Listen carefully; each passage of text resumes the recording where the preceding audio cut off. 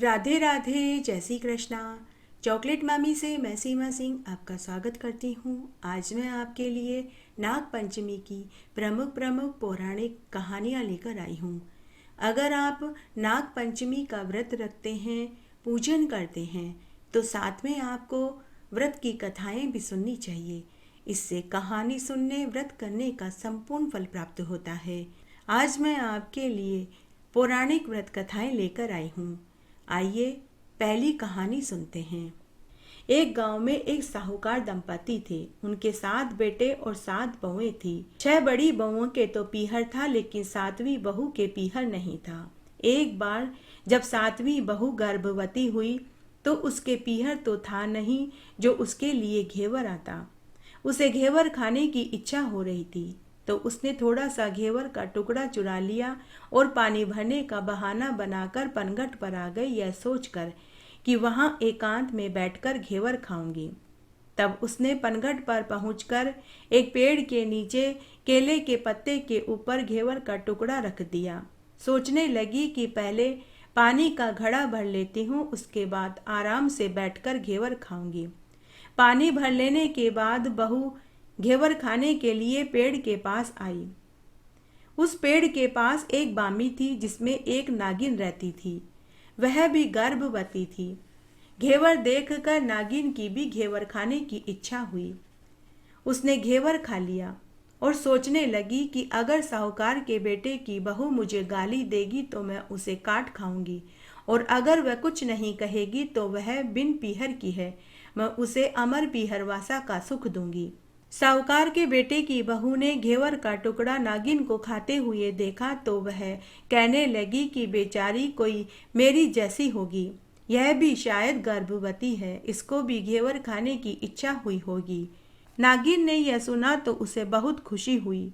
उसके बाद नागिन अपने बिल में आई। बिल में आने के बाद उसने घेवर वाली बात अपने पुत्रों को बताई और कहा कि तुम इंसान का रूप धारण करके साहूकार के छोटे बेटे की बहू को उनका भाई बनकर यहाँ लिवा लाओ। तुम्हारी बहन गर्भवती है। पहला बच्चा तो मायके में ही होना चाहिए। आज से तुम उसके भाई हो और मैं उसकी माँ हूँ। इस नाते उसका पहला बच्चा तो मायके में ही होना चाहिए। नागिन के बेटे अपनी माँ की बात सुनकर इंसान का रूप बनाकर साहूकार के घर गए और साहूकार दंपति से बोले कि हम हमारी बहन को लेने आए हैं। हमें हमारी माँ ने भेजा है। हमारी बहन गर्भवती है। हमारी माँ ने कहा कि पहला बच्चा तो मायके में ही होना चाहिए। अब साहूकार दंपति बोले कि हमारी बहू का तो कोई मायका ही नहीं है। आप इतने दिन कहाँ थे? पहले तो कभी नहीं आए। तब नागिन के बच्चों ने कहा कि समधन जी, हमारी बहन हमें नहीं पहचानती। जब हमारी बहन का जन्म हुआ तब हम ननिहाल गए हुए थे, और जब हमारी बहन की शादी हुई तो हम परदेश कमाने चले गए।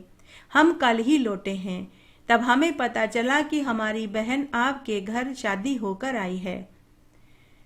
नागिन के लड़के साहूकार दंपति के लिए खूब सारे गहने, कपड़े और मिठाइयाँ लेकर गए थे। सामान देकर साहूकार दंपति बहुत प्रसन्न हुए, लेकिन जिठानियां जल भुन गई। नागिन के बच्चों की बातों पर विश्वास करके साहूकार दंपति ने बहू को उसके साथ भेज दिया। बामी के पास पहुंचकर लड़कों ने कहा कि बहन, हम तो सांप हैं। तुम्हारा घेवर हमारी माँ ने खाया था।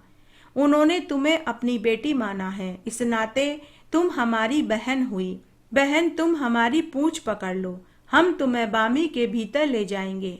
तुम किसी प्रकार से डरना मत। तब बहन ने भाइयों की पूंछ पकड़ ली और बामी में चली गई। बामी में पहुंचने के बाद बहन ने देखा कि वहां तो नाग लोक बसा हुआ था। ऐशो आराम के सारे साधन थे। महल नुमा मकान बना हुआ था। अब बहन अपने भाइयों के साथ ऐशो आराम से रहने लगी। समय बीतने लगा। 9वें महीने में उसे एक पुत्र पैदा हुआ। बहन का वहां खूब अच्छे से ध्यान रखा गया। जब लड़का थोड़ा सा बड़ा हुआ तब एक दिन बहन नागलोक में पड़ोस में बैठी हुई थी। तब पड़ोसन सर्प ने साहूकार के बेटे की बहू को सीख दी कि अगर तू अपनी माँ की इतनी लाडली है तो तू अपनी माँ से कहना कि सर्प भाइयों को मैं ही दूध पिलाऊंगी। पड़ोसन का ताना बहन को सहन नहीं हुआ। वह अपनी नागिन माँ से जिद करने लगी और बोली कि माँ, मैं अपने सर्प भाइयों को खुद दूध पिलाऊंगी। तब नागिन माँ ने साहूकार के बेटे की बहू से कहा कि बेटी, तू दूध तो पिला दे, लेकिन एक बात का ध्यान रखना, दूध गर्म करने के बाद, ठंडा होने के बाद ही घंटी बजाना। तो बेटी ने हामी भर दी। अब साहूकार के बेटे की बहू अपने सर्प भाइयों को दूध पिलाने लगी। लेकिन एक दिन साहूकार के बेटे की बहू दूध गर्म कर रही थी कि तभी उसके लड़के ने घंटी बजा दी।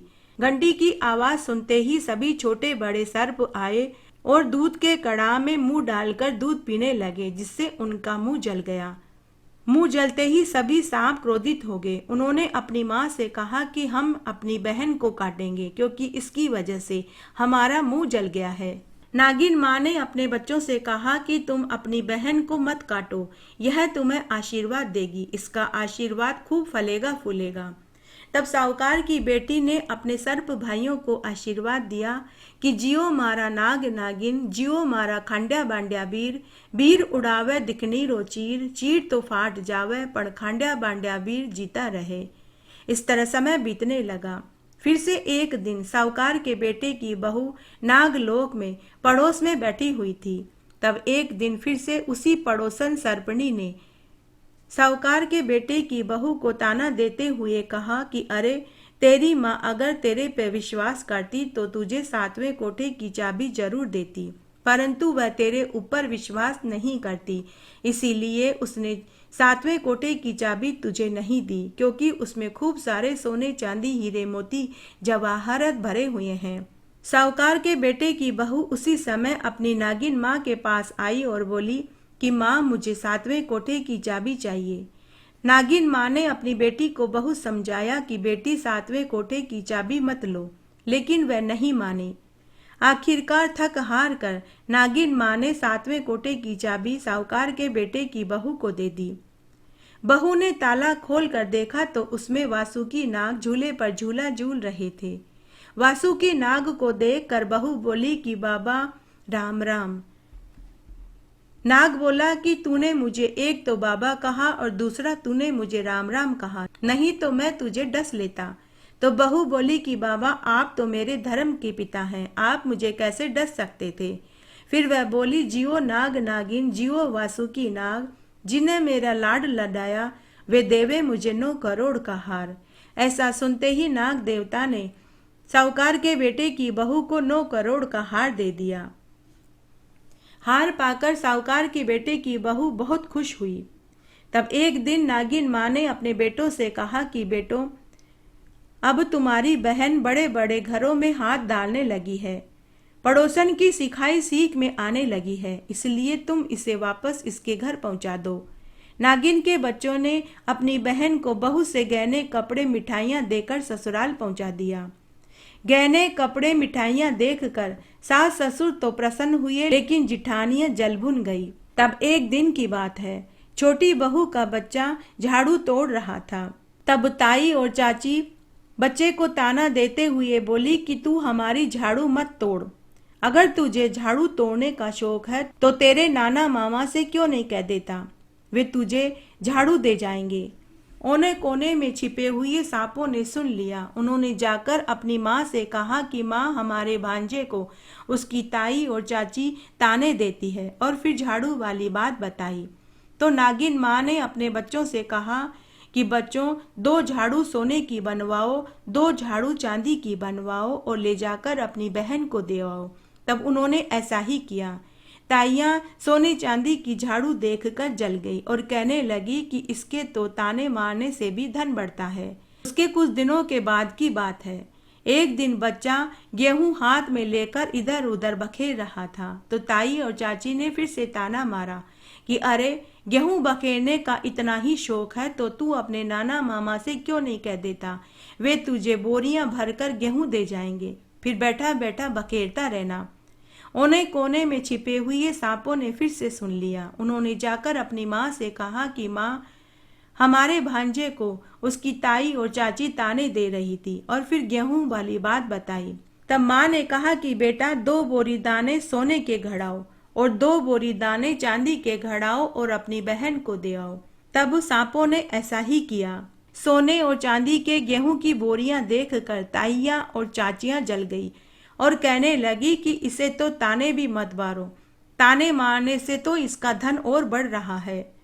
इस तरह समय बीतने लगा। तब एक दिन छोटी जेठानी रात्रि को भोजन बनाने के लिए घर के पिछवाड़े से लकड़ियां और छाने लेने गई तो उसने वहां एक सर्प को बैठे हुए देखा। तो वह मन ही मन सोचने लगी कि छोटी को लकड़ियां और छाने लेने के लिए भेजती हूँ। जब वह यहाँ छाने और लकड़ियां लेने आएगी तो यह सांप उसे खा जाएगा और वह मर जाएगी और मुसीबत टल जाएगी। तब जिठानी ने छोटी बहू से कहा कि बहू, मुझे रोटियां बनानी हैं, जाओ तुम घर के पिछवाड़े से छाने और लकड़ियां ला दो। बहू छाने और लकड़ियां लेने के लिए घर के पिछवाड़े गई तो उसने वहां सांप को बैठे हुए देखा। तो छोटी बहू सांप से बोली कि भैया राम राम। सांप ने जब सुना तो झट से उसे सोने की पायल और सोने की बिछिया दे दी। छोटी बहू सोने की पायल और बिछिया पहनकर छमछम करती हुई छाने और लकड़ियां लेकर भीतर आ गई। सोने की पायल और सोने की बिछिया देखकर जेठानियां फिर से जल गई। उसके कुछ दिनों के बाद की बात है। बड़ी जेठानी घर की छत पर सूखे कपड़े लेने गई तो उसने कपड़े सुखाने वाले तार पर सांप को लिपटे हुए देखा। जिठानी मन ही मन सोचने लगी कि अगर मैं छोटी को यहाँ कपड़े लेने भेजूंगी तो यह सांप उसे डस लेगा। जिठानी उसी समय जल्दी जल्दी छत से घर के नीचे आई और आते ही छोटी बहू से बोली कि बहू, बारिश आने वाली है, जाओ छत पर से सूखे सूखे कपड़े उठा लाओ। छोटी बहू छत पर कपड़े लेने गई तो उसने तार पर सांप को लिपटे हुए देखा। तो उसने सांप से कहा कि भैया राम राम, घर में सब ठीक तो हैं? भैया, माँ बाबूजी को मेरी तरफ से राम राम कहना, बच्चों को प्यार देना, बराबर वालों को मेरा नमस्कार कहना। ऐसे सुनते ही वह सांप खुश हो गया। उसने उसी समय अपनी बहन को हीरे की अंगूठी दे दी। बहू हीरे की अंगूठी पहनकर और सभी सूखे सूखे कपड़े लेकर छत से नीचे आई। बहू के हाथ में हीरे की अंगूठी देखकर जेठानियां और देवरानियां फिर से चिढ़ गई। तब एक दिन सभी जिठानियां और देवरानियां आपस में बातें करने लगी कि हमारे तो सारे उपाय व्यर्थ जा रहे हैं, इसका धन तो दिन दूना रात चौगुना बढ़ रहा है। अब हम ऐसा क्या उपाय करें कि न रहे बांस और न बजे बांसुरी। तभी उन्हें उनका देवर दुकान पे से आता हुआ दिखाई दिया। तब सभी भाभियों ने देवर के कान भर दिए और कहा कि देवर जी, आप तो रोज काम पर चले जाते हैं, पीछे से आपकी पत्नी सांप और बिच्छुओं से दोस्ती करती है। और फिर पूरी बात बता दी। साहूकार का बेटा उसी रात्रि को अपनी पत्नी से पूछने लगा कि अरे सच सच बता, सांप और बिच्छू तेरे क्या लगते हैं, जो तुझे काट खाने की बजाय गहने, कपड़े, रुपए और मिठाइयाँ देते हैं। तो बहू ने कहा कि वे तो मेरे भाई भतीजे हैं। फिर उसने घेवर वाली पूरी बात अपने पति को बता दी। पति ने कहा, तो क्या तेरे भाई भतीजे तुझे ही बुलाते हैं, कभी अपने जवाई को नहीं बुलाते? ओने कोने में छिपे सांपों ने यह बात सुन ली। उन्होंने जाकर अपनी माँ से कहा तो माँ ने कहा कि कल नाग पंचमी है, तुम जाओ और अपनी बहन और बहनोई और उनके बच्चे को भोजन का न्योता दे आओ। तब सांप इंसान का रूप धरकर उनके घर गए और अपनी बहन, जीजा और बच्चे को भोजन का न्योता दे आए। नाग पंचमी के दिन साहूकार के बेटे, बहू और उनका बच्चा उनके यहाँ भोजन करने आए। भोजन करने के बाद उन्होंने उन्हें खूब सारे कपड़े, गहने और रुपए देकर विदा कर दिया। साहूकार का बेटा भी ससुराल का सुख पाकर बहुत खुश हुआ और खुशी खुशी घर लौट आया। हे नाग देवता, ऐसा अमर पीहरवासा का सुख सबको देना। कहानी कहने वाले को, सुनने वाले को और हुक्कारा भरने वाले को, सबको अमर पीहरवासा का सुख मिले। बोलिए नाग देवता की जय, बोलिए नाग देवी की जय। आइए अब हम नाग पंचमी की दूसरी कहानी सुनते हैं। एक बार एक गांव में एक साहूकार दंपति थे। उनके 7 पुत्र और 1 पुत्री थी। सभी का विवाह हो चुका था। साहूकार के पास कई बीघा जमीन थी जिस पर वे खेती बाड़ी करते थे। साहूकार के पूर्वजों से उसे यह जमीन मिली थी। साहूकार के पूर्वजों ने खेती की जमीन पर एक बड़ा टुकड़ा नाग देवता के स्थान के नाम से छोड़ रखा था। उस स्थान पर उन्होंने एक बहुत बड़ा चबूतरा बना रखा था, जिस पर बड़ का एक बहुत भारी पेड़ था। उस चबूतरे के नीचे सर्प जोड़े ने अपना बिल बना रखा था, जिसमें सर्पणी के छोटे छोटे बच्चे भी थे। साहूकार दंपति उस स्थान पर नागपंचमी के दिन पूजा करते थे। इस तरह समय बीत रहा था। तब एक बार साहूकार दंपति का आगे पीछे देवलोक गमन हो गया। अब साहूकार के सातों बेटा बहू उस जमीन पर खेती करने लगे। साहूकार की बेटी अपने ससुराल में सुखी जीवन जी रही थी। तब एक बार की बात है, बारिश का मौसम था। सावन का महीना आया, नई फसल उगाने का समय आ चुका था। तब सभी भाइयों ने मिलकर पूर्वजों के द्वारा खेत पर बना हुआ नाग देवता के स्थान वाले चबूतरे को तोड़कर वहां खेत पर हल चला दिया, यह सोचकर कि बेकार में यह टुकड़ा यूं ही पड़ा था। ज्यादा जमीन होगी तो फसल ज्यादा उगेगी। लेकिन उन्हें क्या मालूम था कि उस स्थान पर नाग नागिन ने अपने बच्चे दे रखे थे। ट्रैक्टर चलाने और हल चलाने से चबूतरा तो टूट गया, लेकिन साथ में नाग नागिन के बच्चे भी मर गए। उस समय नाग नागिन भोजन की तलाश में गए हुए थे। शाम को जब नाग नागिन पुनः लौटे तो उन्हें उनके बच्चे मरे हुए मिले।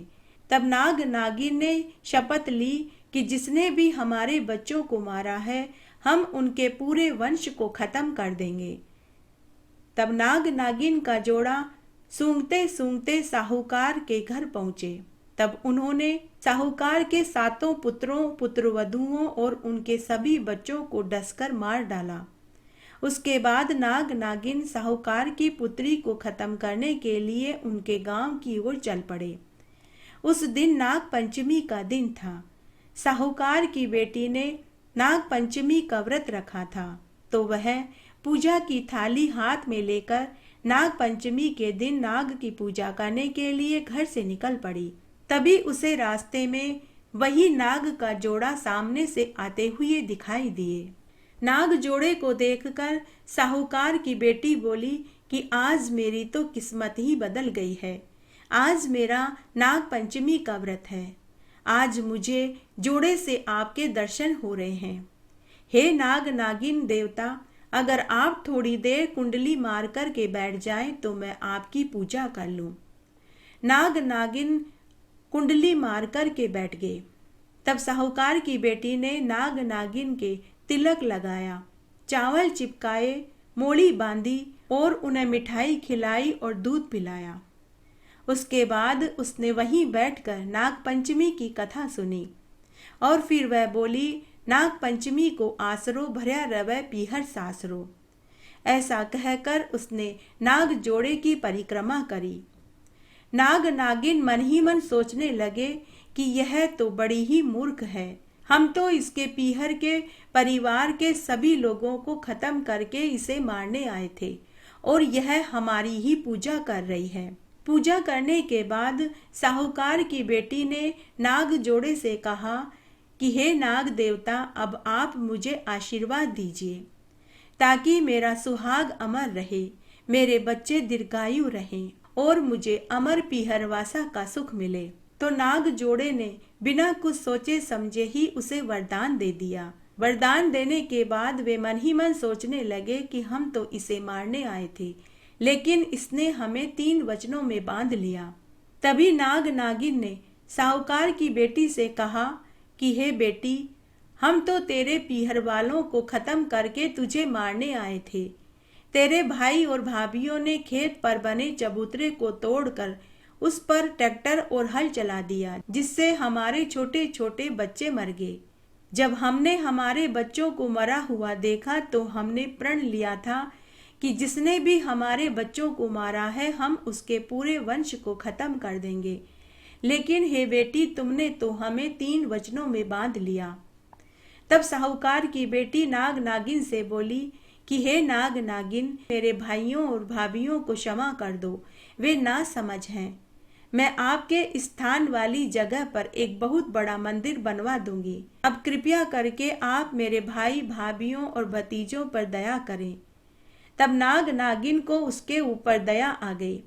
नाग नागिन ने सोचा कि इसने हमारी पूजा करी है, व्रत किया है, इसने हमें मिठाई खिलाई और दूध पिलाया है, अतः हमें इसके सत का तो मान रखना ही पड़ेगा। अगर आज हमने इसके सत का मान नहीं रखा तो कलयुग में हमें कौन मानेगा। तब नाग नागिन ने साहूकार की बेटी को एक अमृत मणि दी और कहा कि बेटी, तुम यह मणि अपने मृत भाई भाभीियों और भतीजे भतीजियों के सिर पर छुआ देना, वे सभी जीवित हो जाएंगे। उसके बाद नाग नागिन साहूकार की बेटी को आशीर्वाद देकर अंतर्ध्यान हो गए। साहूकार की बेटी उसी समय अपने मायके में आई और अपने मृत भाई भाभीियों भतीजे भतीजियों के शरीर पर अमृत मणि सिर पर छुआ दी, जिससे वे सभी आंखें मलते हुए अंगड़ाई लेते हुए उठकर खड़े हो गए और बोले कि हम तो बहुत गहरी नींद से सोकर उठे हैं। तब बहन बोली कि भाई, ऐसी नींद तो कोई दुश्मन को भी न आवे। तब बहन ने अपने भाई और भाभीियों को पूरी सच्चाई बताई। तब सभी भाइयों ने और भाभीियों ने अपनी गलती मानी और खेत पर उसी स्थान पर उन्होंने नाग नागिन का एक बहुत बड़ा मंदिर बनवा दिया और उस मंदिर में वही अमृत मणि स्थापित कर दी, जिससे वे सभी भी हर साल नाग पंचमी के दिन व्रत रखने लगे और पूजा करने लगे, जिससे उनका घर अन्न धन के भंडार से भर गया। बोलिए नाग देवता की जय। नाग पंचमी की कहानी। एक बिन माँ बाप की बेटी जिसका नाम ज्योति था, वह अपने दूर के रिश्ते के मामा मामी के साथ रहती थी। जब वह विवाह लायक हुई तो मामा मामी ने उसका विवाह कर दिया। विवाह करने के बाद मामा मामी ने ज्योति से कहा कि बेटी देख, हमने तुझे पढ़ाया लिखाया और आज हम तेरा ब्याह कर रहे हैं, लेकिन अब तू वापस मुड़कर हमारे पास मत आना। जो कुछ भी है वह तेरा ससुराल है और तेरा पति है। उसके बाद ज्योति ससुराल में आ गई। ज्योति का पति बड़ा ही समझदार युवक था, परंतु उसकी सास ननद और जिठानियां हमेशा ज्योति को ताने देती, कहती कि अरे इसका तो पीहर ही नहीं है, कोई भाई बहन भी नहीं, यह तो बड़ी अभागिन है, पैदा होते ही अपने माता पिता को खा गई। सास ननद और जिठानियां ज्योति को कलमुही कहने लगी। सास कहती कि अरे तू तो कलंकिनी है, तुझे तो हमें 12 महीने झेलना पड़ेगा। तेरा पीहर होता तो कुछ दिन तू मायके चली जाती, परंतु हे भगवान, तेरे तो आगे पीछे कोई नहीं। सास ससुर और जिठानी और ननद के ताने सुनकर ज्योति चुप रह जाती, कुछ नहीं कहती, लेकिन एकांत में बैठकर वह खूब रोती और मन ही मन सोचती कि मेरी सास ननद और जिठानियां सच्ची कहती है, मैं बड़ी ही अभागिन हूँ, मेरे एक भाई भी नहीं। एक भाई होता तो सावन के महीने में मैं भी अपने भाई के घर जाती और वहां जाकर झूला झूलती, घेवर खाती, लेकिन मैं तो बड़ी ही अभागिन हूँ, मेरे तो कोई आगे पीछे ही नहीं है। यह सोचकर वह उदास रहने लगी। इस तरह कई सावन निकल गए। एक दिन सुबह सुबह ज्योति घर की झाड़ू बुहारी करके कूड़ा कचरा फेंकने बाहर आई। तभी उसकी नजर एक सर्प पर पड़ी। उस सर्प के पीछे 4-5 आदमी डंडा लेकर उसे मारने आ रहे थे। शायद वो सर्प को मारना चाहते थे। ज्योति खड़ी खड़ी सोचने लगी कि मुझे सर्प की रक्षा करनी चाहिए। तभी उसने कूड़े वाली टोकरी सर्प के ऊपर डाल दी। सर्प उस टोकरी के नीचे कुंडली मारकर बैठ गया। तभी वे 4-5 आदमी ज्योति के पास आए और पूछने लगे कि बेटी, क्या तुमने सर्प को देखा था? तो ज्योति ने झूठ बोलते हुए कहा कि हाँ, मैंने सर्प को उधर झाड़ियों की तरफ जाते हुए देखा था। तब वे सभी आदमी डंडा लेकर झाड़ियों की तरफ चले गए। तब ज्योति ने डरते डरते टोकरी उठाई। तब सर्प ने ज्योति को देखा। उस समय तो सर्प चुपचाप चला गया। ज्योति भी अपने घर आ गई। हमेशा की तरह सावन का महीना आया। ज्योति उदास बैठी हुई थी। तब एक दिन उनके घर एक आदमी आया। उसने ज्योति की सास से कहा कि मैं अपनी बहन को लेने आया हूँ, एक महीने सावन में आप उसे हमारे घर भेज दीजिए। ज्योति की सास ननद और जिठानियां बोली कि वह तो अभागिन है, उसका तो कोई मायका नहीं, तुम कहाँ से उसके भाई बनकर आए हो। आदमी बोला कि बचपन में मेरे माता पिता ने मुझे रिश्तेदार के पास पलने के लिए छोड़ दिया था। बड़ा हुआ तो परदेश कमाने चला गया। वापस आया तो मुझे पता चला कि मेरी बहन आपके घर विवाह होकर आई है। मैं अपनी बहन से कभी नहीं मिला, नहीं वह मुझे पहचानती है।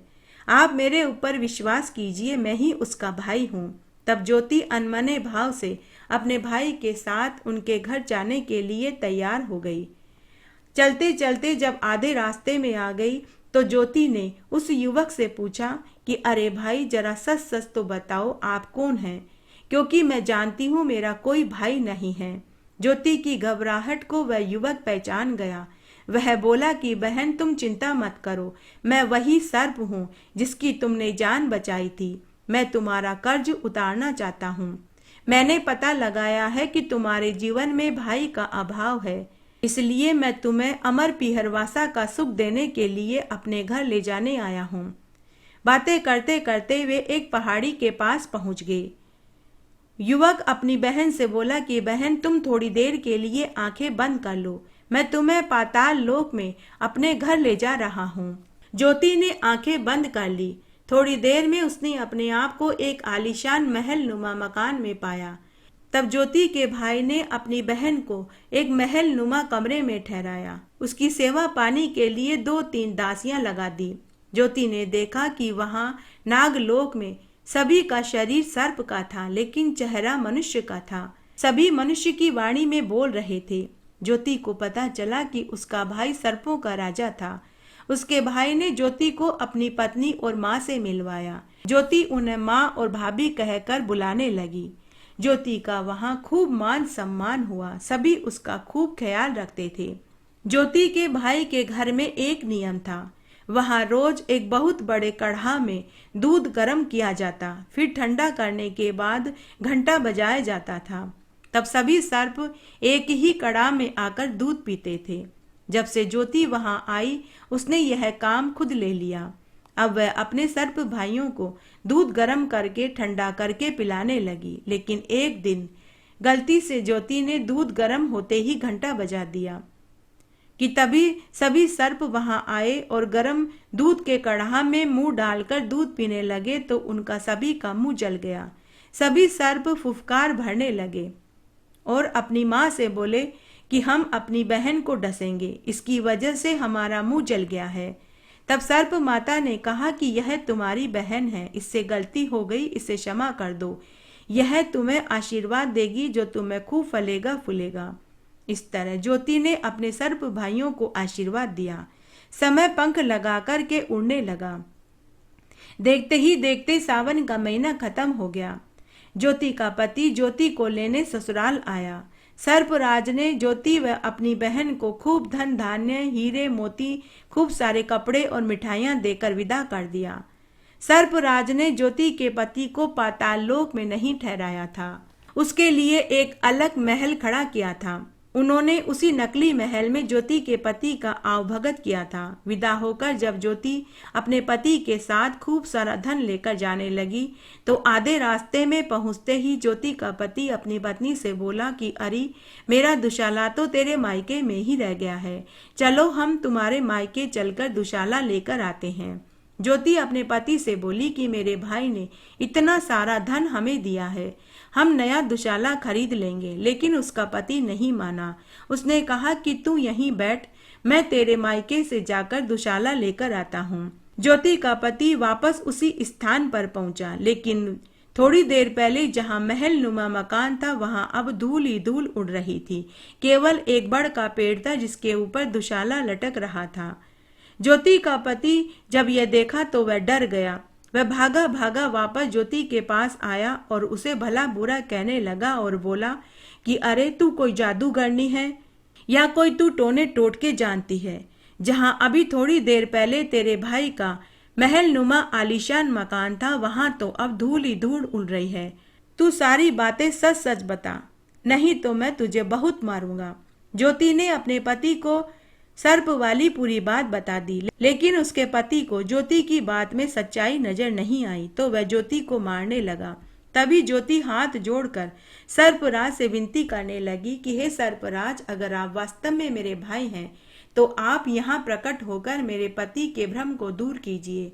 तभी वहां सर्पराज प्रकट हो गए और ज्योति के पति से बोले कि मेरी बहन सत्य कह रही है, इसने मेरी एक बार जान बचाई थी, उसी ऋण को चुकाने के लिए मैं इसका भाई बनकर आया था और जब तक जीवित रहूंगा अपनी बहन की रक्षा करता रहूंगा। और उसके बाद सर्पराज ने कहा कि जो भी इस कहानी को पढ़ेगा, सुनेगा और हुक्कारा भरेगा, उसका घर धन धान्य से मैं भर दूंगा। कुंवारी सुने घर वर पाए, परनी सुने पुत्र खिलाए, बुजुर्ग सुने वैकुंठा वासा पावे, और सभी को भाई का सुख मिले। ऐसा कहकर सर्पराज अदृश्य हो गए। ज्योति के पति का भ्रम दूर हो चुका था, उसे भी अपने ससुराल का सुख मिल चुका था। उसके बाद ज्योति अपने पति के साथ खूब सारा धन लेकर घर आ गई। धन देखकर उसके सास ससुर तो बहुत खुश हुए, लेकिन जिठानियां और देवरानियां उससे जल भुन गई। बोलिए नागराज की जय, बोलिए नाग देवी की जय। आइए अब हम नाग पंचमी की एक बिल्कुल नई कहानी सुनते हैं। बात बहुत पुरानी है। एक बार नागलोक में सभी छोटे बड़े नाग देवता और नाग माता से बोले कि हे पितामह, हे मातामह, कलयुग में हमारी क्या पहचान है? कौन हमारी पूजा करते होंगे, कौन हमें मानते होंगे, इसका हमें कैसे पता चलेगा? हमारी पहचान धरती पर कहीं गुम तो नहीं हो गई, इसका कैसे मालूम होगा?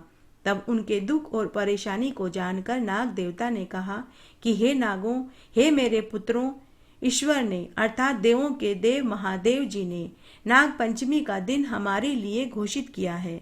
तुम्हारा कहना और सोचना सही है, इसलिए मैं खुद धरती पर जाकर लोगों की परीक्षा लूंगा और देखूंगा कि कौन नाग पंचमी के दिन हमारा व्रत करता है और पूजन करता है।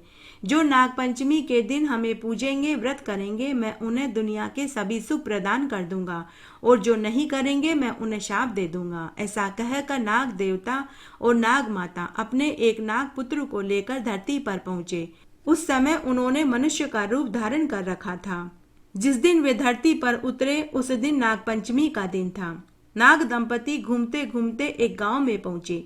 वहां गांव में एक सपेरा सर्पों की टोकरी को लिए हुए बीन बजाता हुआ इधर उधर घूम रहा था, लेकिन कोई भी न तो सपेरे को और न ही नाग को कुछ दे रहे थे।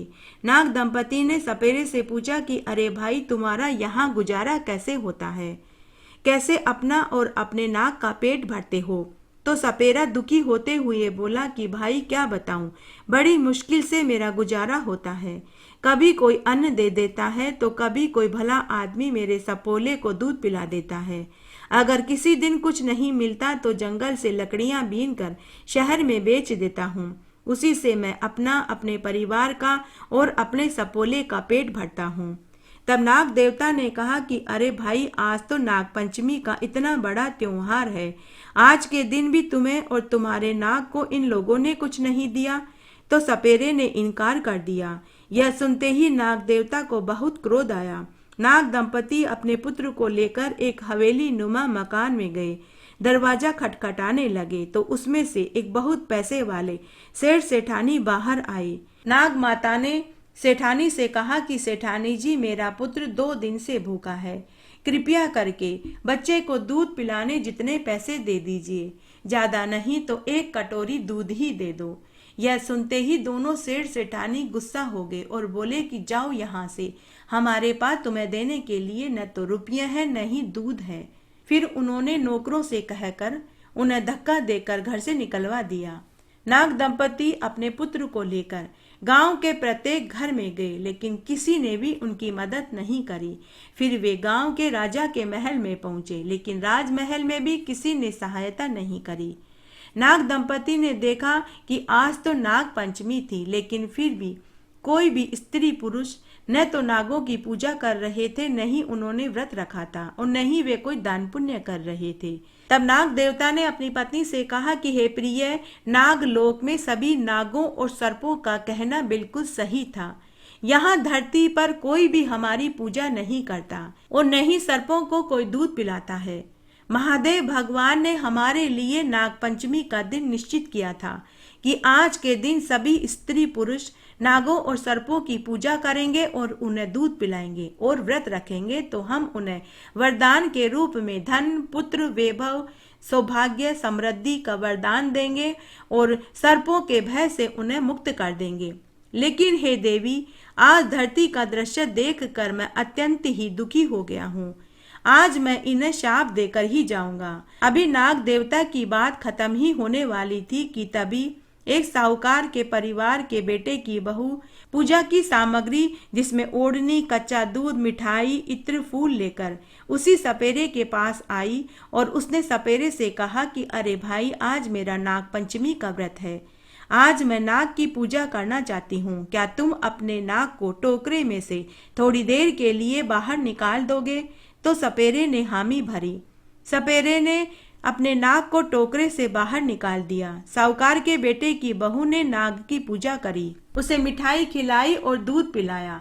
फिर सपेरे की पूजा करी और उसे कपड़े और दक्षिणा के रुपए दिए। जब नाग दंपति ने साहूकार के बेटे की बहू को नाग पंचमी की पूजा करते हुए देखा तो वे उसके पास आए और बोले कि बेटी, हम और हमारा बच्चा 2 दिन से भूखे हैं। क्या हमें खाने को भोजन और हमारे बच्चे को पीने को दूध मिलेगा? तो साहूकार के बेटे की बहू बोली कि जरूर मिलेगा, आप मेरे साथ मेरे घर चलिए। तब साहूकारनी उन्हें घर लेकर आई और उन्हें खीर, पूड़ी, हलवा, मिठाई खिलाई और बच्चे को पीने के लिए दूध दिया।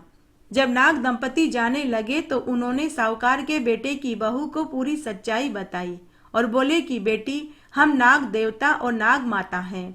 हम नाग लोक से पृथ्वी के लोगों की परीक्षा लेने आए थे। पुत्री, तुम हमारी परीक्षा में सफल हुई। हम तुम्हें वरदान देते हैं कि तुम्हारा परिवार अढलक संपत्ति का मालिक बनेगा। तुम्हारा वंश हमेशा फलेगा फूलेगा। 10 दिशाओं में तुम्हारा यश फैलेगा।